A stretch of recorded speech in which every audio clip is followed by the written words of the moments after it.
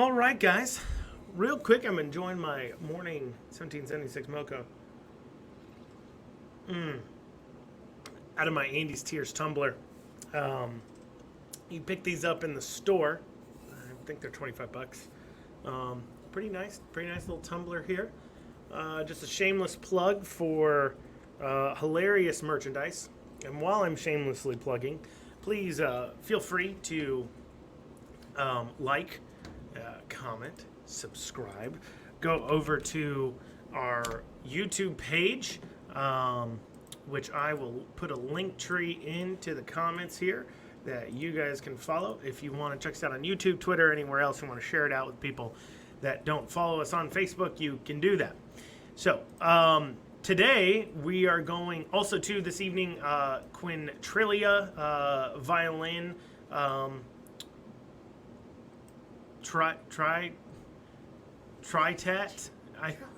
trilogy, a violin trilogy is playing this evening. So at Brood. So feel free to come on over. That starts at 7 o'clock.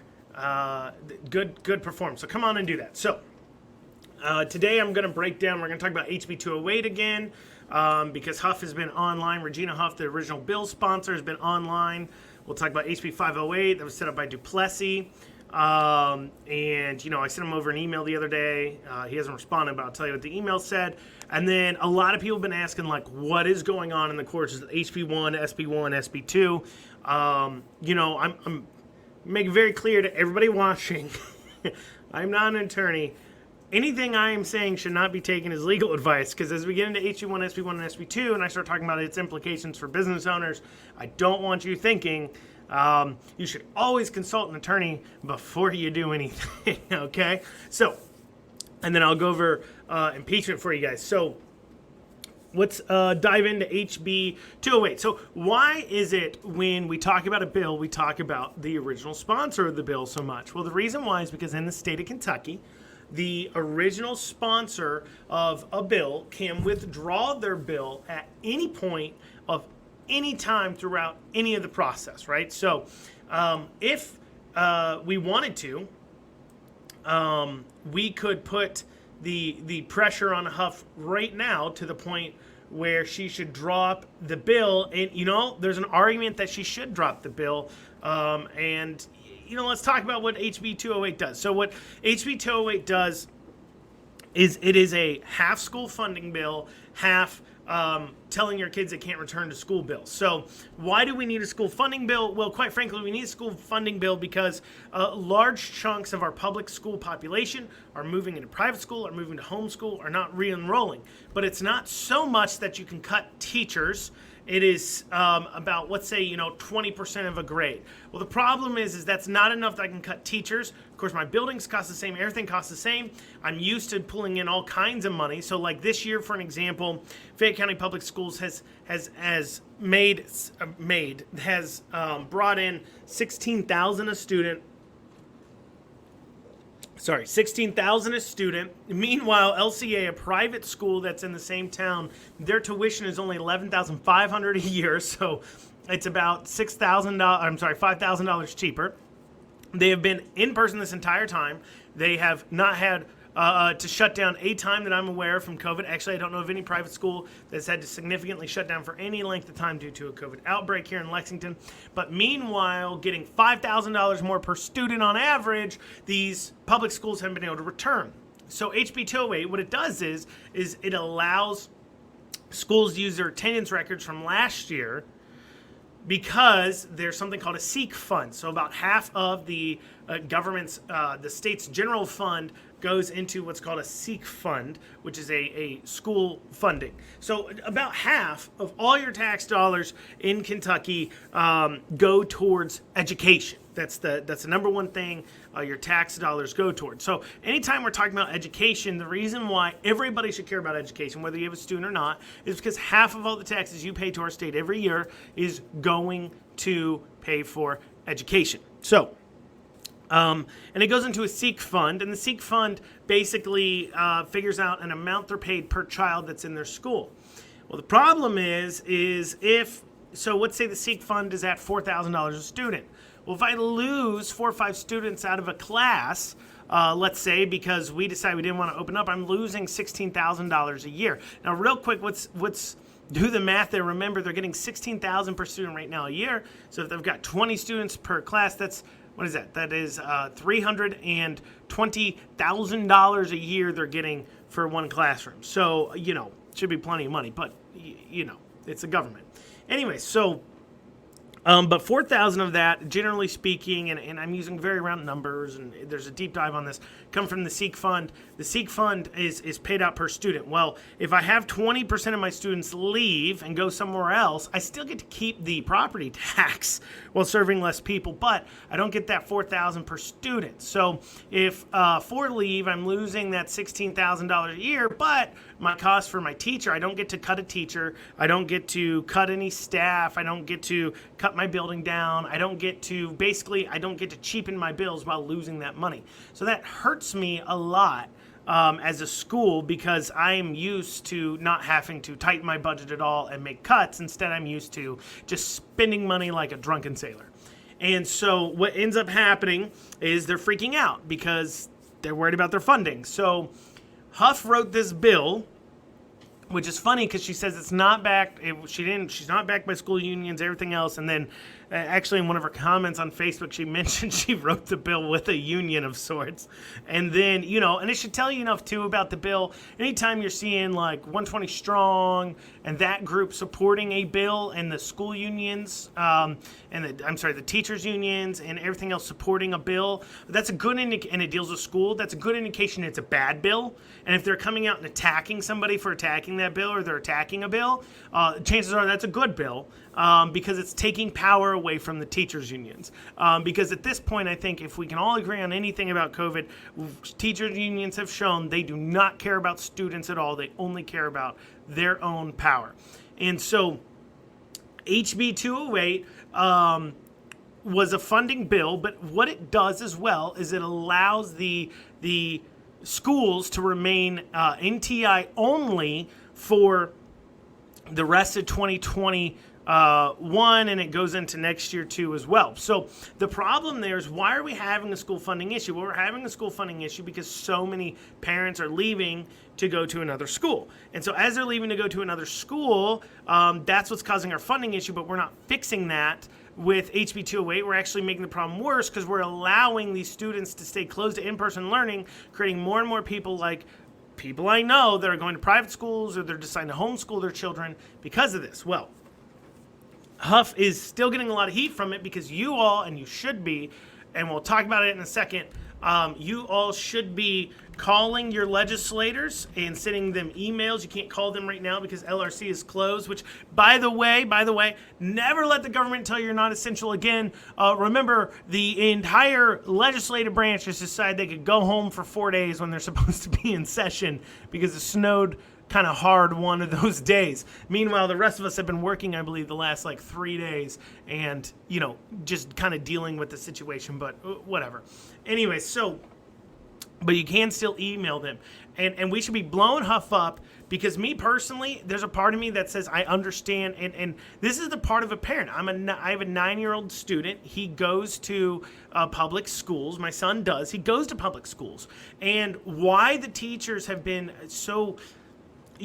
historically, we care a lot about our teachers, but part of the reason why is because, quite honestly, we have children. I have a child, and, sometimes my child's kind of a monster, okay? Sometimes he does things that aren't super well behaved, and I feel bad sending him sometimes to a teacher knowing hey, my kid doesn't really behave all the time, knowing that's got to be an issue. I feel even worse for them that they got to deal with 29 or 19 or 24 other kids, and that's how a lot of us parents feel. We feel bad for the teachers. However, we cannot confuse the teachers unions with the teachers themselves, and also as well, we have to remember that spending tax dollars for benevolent reasons because we feel bad for teachers shouldn't be because our kids are not well behaved, shouldn't be a reason to spend a lot of tax dollars, especially when private schools are showing they can do a better job for $5,000, $6,000 cheaper a year. And so a part of me saying, hey, you know what? The teachers' unions have been pushing and pushing and pushing for school closures. We all can admit the number one problem we have with education, public education, is the teachers' unions. Anybody who says public education has an issue can look immediately at teachers' unions and say they're the problem. That's the issue right there. It's not the teachers. It's not the students. It's not even the schools. Most times it's not the school boards. It's the teachers' unions. So to me, especially to be able to expose the teachers' unions from being terrible, terrible people, and they made this bed of saying, oh yeah, we're going to fight to keep kids at home, and then when kids aren't showing up to school next year because we've done a bad job of servicing the students, we're going to try to get a bill passed that keeps our schools funded. Part of me says, you made the bed, you lie in it. Now, there is amendments 2 and 4, which fix the NTI issue with the bill. So if you're going to support HB 208 because you support giving the schools more and more money, that's okay. Support HB 208, but you need amendments 2 and 4 to get kids back in the schools. Otherwise, kids, especially in Fayette County, will not be returning to schools anytime soon, it appears. Additionally, however, I can make a case for you to not support HB 208 because, quite frankly, it's kind of a you made your bed, now you lay in it. Stop coming to us for a bailout for your bad decision making. All right. HB 508 is a gas tax.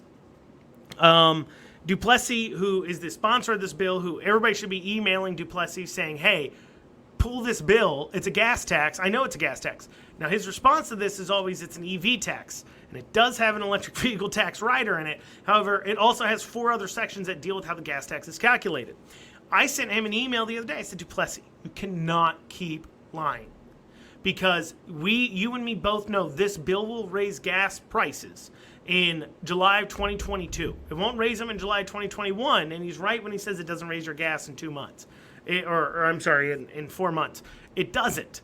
It does raise your gas, though, in a year from now, and it allows your gas to be raised every year, your gas tax to be raised every year by up to 10% without there being a single vote on the matter amongst the legislators. That's a problem. That is a big problem. And so what I said to him, I said, you can't keep saying this isn't a gas tax. It's not going to raise your gas tax. And then in 2022, when you're up for re-election and it's the middle of the general election season and our gas tax all goes up, you're going to get hit with an attack ad right away that says Duplessis a liar. He said he wasn't going to raise our gas tax, but he lied about it, and the gas tax going up because of the bill that he sat there and told everybody it wasn't going to raise. He hasn't responded to me yet. I know he's seen it, though. And, quite frankly, we all need to be emailing him saying, we know what you're doing. It's gross. Stop trying to hide a tax increase with an EV tax. Now, a lot of people have been really confused on what's going on with HB1, SB1, and SB2. And you should be confused because, quite frankly, we are in completely uncharted territories. Now, at the beginning, I said a disclaimer. I'm going to say this again. I am not an attorney. Before you do anything, if you're a business owner and you're listening to this and you're going to hear some things I'm about to say and you get an idea in your mind, you should contact an attorney. Do not misconstrue anything I'm about to say as legal advice. I am just simply doing legal commentary as a human being that has an understanding of the law and has friends that study the law and have their JDs and has been talking to them, and I'm just relating to you what it's about. So, HB1 and SB1 and SB2 are all bills centered around restraining the governor's emergency powers. Now, what's difficult about when you're trying to write a bill like this is because you don't want to completely take away a governor's ability to respond to emergency powers or to respond to emergencies. We do not want the governor, for an example, if there is a situation where there's a flood somewhere and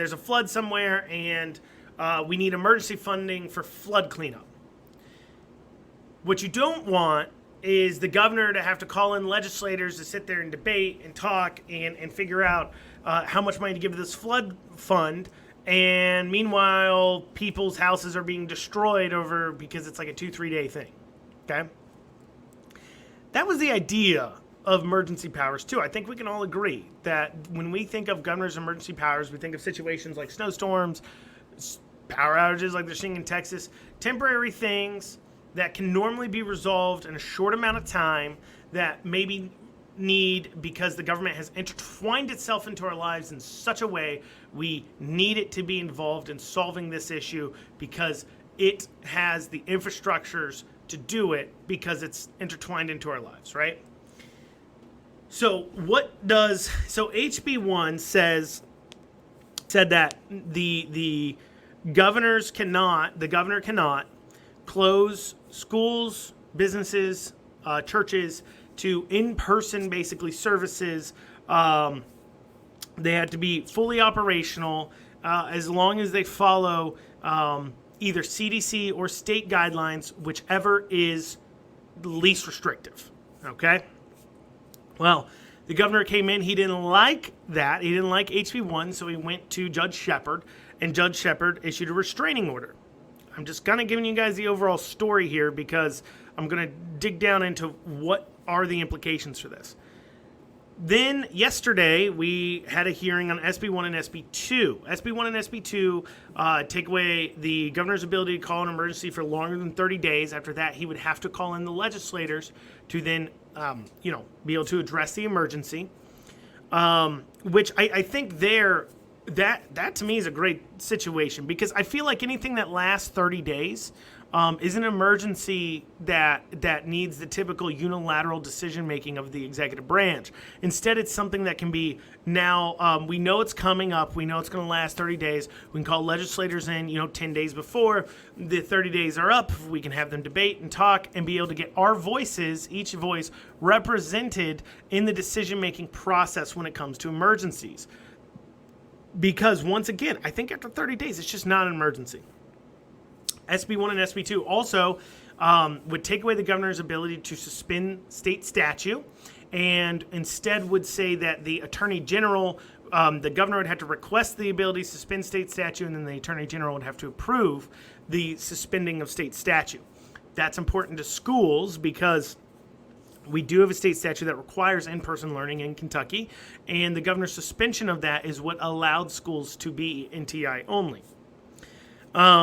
Additionally, it has a rider on there saying, suspending laws, talk about HB 1, and, involving the AG. Basically, it just took several steps to control the governor's powers. Well, the governor doesn't like it for a lot of reasons. So he went to Judge Shepard on HB 1, which took effect immediately. Now, SB 1 and SB 2 took effect immediately, but they gave those 30 days. So it really kind of gave some time for it to take effect. So that was what the hearing was about, was suspending SB 1 and SB 2. Now, this is how we're in such legal weeds at this point. We're in such a crazy situation legally that it is confusing to a lot of people on exactly the implications for this. And I'll give you an example. So let's just talk about how things normally go. So the legislators would pass a law. So they pass a law, the governor vetoes. Here in Kentucky, we have a simple majority veto, so we only need 51 votes to overcome a veto. The House and legislator repass the bill becomes law. Now, if that law is unconstitutional, what happens? Well, one of two things can happen. Either A, the governor can choose not to enforce it, like we have with the DACA situation, where deferred action for Dreamers, where basically they suspended the use of immigration law in certain situations, in which case the legislators could sue the AG, could sue the governor to follow the law and say, no, you have to enforce this law, and then there would be a court order saying he has to enforce the law, and then if he fails to enforce the law, then the governor would be in contempt, and yada, yada, yada. Now, let's say there's a law that is unconstitutional that gets passed. Well, if a law is unconstitutional that gets passed, normally what has to happen is, so let's pretend HB 1 was a law stating that everybody had to take my stuff, right? Everybody gets to take my stuff, which, Sounds crazy, but the way government's been going. Anyways, but a law that says everybody can take my stuff. Well, when that law passes, I'm an injured party. Once I become an injured party, I then can issue civil action based upon saying that law is unconstitutional. I'm a victim of this unconstitutional law, and I will take it to court, and then the courts will rule on whether or not the law is constitutional or not, and if it's unconstitutional, that creates, they can strike the law down, okay? If I think an action is unconstitutional, I have to be a victim of that action, and I can take it to court. That's how it works. What is going on here is the legislators have already passed a law, and then the governor's coming in and asking for the judge to restrain. The really confusing thing, and this is how you kind of understand how far out in the weeds we are, is who's being restrained from doing what? Because the governor is restraining the legislators, but the law has already passed. I guess if he could have restrained them before they overcame the veto, we would be in a different legal conversation. But of course, that would be a lot more shaky constitutionally. So, but restraining the legislators after the law has passed, the legislators don't do anything after the law has passed. The law gets passed, and then the governor and the executive branch and police and sheriffs are supposed to do things. So, what I don't understand. So how this typically should have went, like, normally what would happen is the law would pass, and then we would, let's say, Brood goes ahead and follows HB1, and then the governor comes in and makes a mandate that violates HB1, and then I can sue him for violating HB1, and that would be how it's fought out in court. But instead, the governors went and restrained the legislators from doing I don't know what. And technically, Brood, Andrew Cooperrider and Brood, is not a named party in that lawsuit. So we're not a named party in that lawsuit. What are we being restrained from doing? HB1 already passed legally. So if I follow HB1 in my restaurant, the judge has not restrained me from doing anything because I'm not a named party. The legislators are being restrained from doing I don't know what. So I guess the only legal argument is, if anything, it is stopping a legislator from being able to, I guess if they owned a restaurant, they specifically couldn't follow HB1 because they're named in the restraining order, but I'm not. I'm not restrained at all. What am I being stopped from doing? I'm not a named party. So technically speaking, I could sit there, open up my restaurant following HB1, which we do have a Reopen Kentucky petition, feel free to sign, that kind of states this. But I could open and follow HB1 rules and guidelines. And I mean, technically speaking, if the governor or somebody tried to come after me for that, argument in court would be HB1's law. Because it is law. And we haven't been restrained, and then they would try to point to that litigation to say it's not law, and our response would be, I don't see Brood or Andrew Cooperrider being listed as a party in that lawsuit. Because we're not. We're not being restrained from doing anything. The governor isn't being restrained from doing anything. The legislators are being restrained from... They already passed the law. What are they being restrained from doing? That's my point. We are so far out in the weeds, it is completely on shaky legal ground on what exactly does issuing a restraining order against the legislators surrounding a bill that they've already passed mean even. Like I said 100 times, they don't do anything once a law passes. Which then goes into... If that's the case, then we can. This is creating a constitutional crisis, because what ends up happening is okay. So let's say that's the case, and so here's an example: the Boone County court case. They tried to say, well, because of the litigation going on with HB1 and SB1 and SB2, this case needs to be put on hold. That's what the schools tried to say.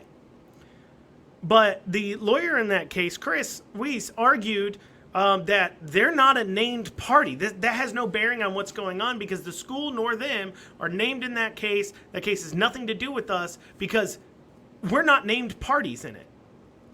And he also argued a lot of other things. But anyways, the judge ruled in their favor that case doesn't have any standing on what's going on with the Boone County school case. Even though the Boone County school case is based around a lot of those laws that were already passed. It already appears that we are in some crazy grounds here. And so, technically, if a really bold bar says, no, I'm going to be open past 11 because HB1 allows that because the CDC has no guidelines about curfews. So a bar says, I'm going to be open until 2 a.m. And then the ABC comes and tries to say, nope, you're breaking the governor's mandate, blah, blah, blah, blah, blah. They have a legal argument to say, what? Who's breaking what? That law is law. It's already been signed and passed. I'm not a party to the HB1, SB1, SB2 lawsuit. I'm not being restrained from doing anything. I'm following the law. There's an argument there. Once again, I'm not giving you legal advice. Talk to a lawyer. But what I'm saying is I don't know. I mean, it appears that is an option people could do. Now, on that same conversation about HB1, SB1, and SB2, then the judge comes back and says, his words are, you guys need to work it out. There's an issue of communication. You need to work it out because these bills are severely restraining the governor's ability to respond in an emergency. Well, yeah, that's kind of the point. HB1, SB1, and SB2 was passed to restrain the governor's behavior in a situation. Now, I can tell you this much. The suspending statutes law, there is absolutely no reason for that one to be knocked down. And to understand why it should not be knocked down, you need to look no further than the Bashir v. Acre. See, back in the 90s, the Kentucky Constitution states that only legislators have the ability to suspend the law. The legislative branch can suspend the laws, the statutes. Makes sense. They're the ones who pass them. However, back in the 90s, they passed a law stating that in a state of emergency, because they didn't want to be called into session, I guess, that a governor could, they're giving the governor the ability to suspend statutes in emergency. And so in Bashir v. Acre, they said, the judges said, listen, he can suspend statutes. If you don't like it, change the statute that allows him to suspend it. You're the ones who gave him the power. So that's one of the aspects of what they're doing is doing that.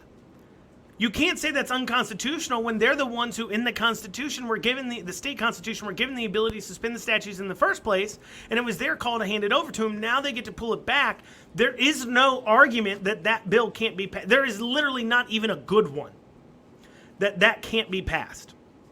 Now the judge says, hey, you guys need to talk it out and work it out. First off, screw you. We don't have to do that. That's what a veto process is for. We don't have to negotiate. We voted in people in a majority. They passed a law. You vetoed it. They passed it again. That is the end of the negotiation. This isn't how it works. The legislative branch doesn't have to negotiate with the executive branch on what laws they want to pass or not pass if they can overcome a veto. The only time they need to talk to the executive branch about whether or not they want to pass a law or work on a law is if they can't overcome a veto. Because if they can overcome a veto because they have such overwhelming support on a bill, they don't need his opinion. He doesn't get one. That's called a check and balance. That's how it works. So yeah, that's the entire point. But he's like, oh, try to work it out. Here's the thing they're not telling you. They can't work it out. The legislative deadline for submitting bills was Tuesday this past week. It had been extended till Tuesday this upcoming week. If they don't, quote unquote, negotiate and work it out before Tuesday this upcoming week, they can't work it out. They can't propose new bills. There is no working it out, and nor should there be. Nor should there be. And if they're going to let it down and let all Kentuckians down who voted them in just to control him because they want to work it out, I don't have anything to say to that. Which leads into the next... Well, hold on. HB1, SB1, SB2, it's a mess. It has no legal precedent at all. We're in very uncharted waters. It would appear to all those people saying, how can a judge restrict the legislator from passing laws? Like, really confused on it. You should be confused. You know who else is confused? The entire legal community. They're so confused because there is no precedent for this. And it's a situation where nobody knows how to respond, to the point where there's a legal argument that if you that a bar can be open and ignore curfew and can do it legally now, and has an argument when they came after for breaking the curfew, has a legal argument to say, no, I'm not a party to that. I'm not a party to this case over here. It has nothing to do with me. Which leads me into the impeachment committee. One, we need to be holding them accountable. I'll make it kind of short and sweet on impeachment committee. It's funny. I hear rumblings through the underground and everything else. The underground, from sources and people talking to these people who talk to that people. So it's all hearsay. But it would appear, based upon the words coming out of the mouths of people on the committee, that at this point Bashir could walk into the street and shoot somebody in the face, and he wouldn't be impeached. Because I don't know. In fact, one of the things I was told was that, hey, we're looking back through it, but, the last 10 governors have all done, impeachable offenses on these guidelines. Has another governor banned churches that I'm unaware of? Has another governor literally told an entire state they can't go to in-person services? I don't think so. I could be wrong. Correct me if I'm wrong. If somebody can find somebody in the last 10 governors that has said to an entire state you can't go to church, not like in a state of emergency in this one little area, this one church was flooding out, so they said you can't go to church there. Not talking about that. If somebody can find one person, one governor who has literally mandated the entire state cannot go to church, let me know. My quick search and common sense says no, that's not possible. Additionally, we had the issues going on in court, HB1, SB1, SB2. Let's say you fail. Let's say they get kicked out as unconstitutional. They stop from becoming law somehow, some way, and you have failed to rein him in at all, and you have failed us. Why should we reward you? Because you have the option of impeachment in front of you. You have that option in front of you for impeachment. What they should be doing next is calling Rodney Brewer to testify because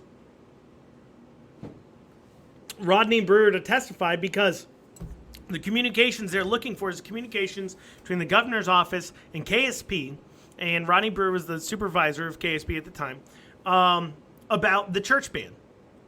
And what they should be doing is calling that a KSP officer to see, to get all the evidence stating that Bashir had knowingly, with premeditation, created a mandate that violated your First Amendment rights. That's what the research is over, and Rodney Brewer should be called to testify on that. That's what you should be calling them about and emailing them about. Tell them to get Rodney Brewer in there, and you need to be getting that guy. Do not let up. I know I just said the impeachment committee will probably never impeach, and they're just setting up to let us down. Do not let up. Keep emailing, keep calling, because at least then, when they sit there and they say, oh man, we couldn't do anything, we can hold them accountable and know that they've heard from us. They cannot pretend that impeachment didn't have support. They've already admitted it's got surprising amount of support. They cannot pretend that. We, by keeping the hammer down and by keep pushing them, will ensure that they cannot pretend it doesn't have support. So when they're held accountable for their actions, when they're held accountable, they knew better. When we can say beyond a shadow of a doubt, they know better. And listen, to every person out there that wants to say, legislate, oh, the system's broken, nobody will listen, blah, blah, blah, blah, blah, they don't listen to the people anyways. I do have a question for you. I have a question for you. Those people who have that going through your mind. Have you emailed one time? Have you called one time? Have you knocked a door for a candidate? Have you ever donated? Do you even show up to the primaries to vote? If you're not doing these things, donating, knocking doors for candidates, volunteering, calling, emailing about bills, showing up to primaries to vote. If you're not doing those things, you don't have a right to say it's broken and nobody listens to me because you have not opened up your mouth to voice it. the NPCs, the non-playable characters, the people who don't care about their lives and what the government's doing in it, they sit by, they show up to the general every 4 years and vote. They barely show up maybe they show up every 2 years if they feel kind of motivated, and that's all they do. And if you care more than them and you want to change the way legislation is done in the state, you want to change the way things are done, start donating to candidates you want to see succeed, start emailing, start calling, start holding people accountable, show up to primaries. Now that I've scolded you, like, comment, subscribe. We have a YouTube channel, Andrew Cooperrider _Brood. I dropped a link to that in our link tree. Feel free to. You can donate on our link tree to the impeachment petition. So far, we've spent around $7,000 on the impeachment petition. So feel free, if you want to help donate to that, you can do so. The bill for that, if impeachment fails, probably be right around $25,000 total, $30,000 total. So if you want to donate to that, you can. Feel free to buy our coffee, share with friends, and be active, be calling, be emailing. Earn the right to say they're not listening to you. Thanks, guys.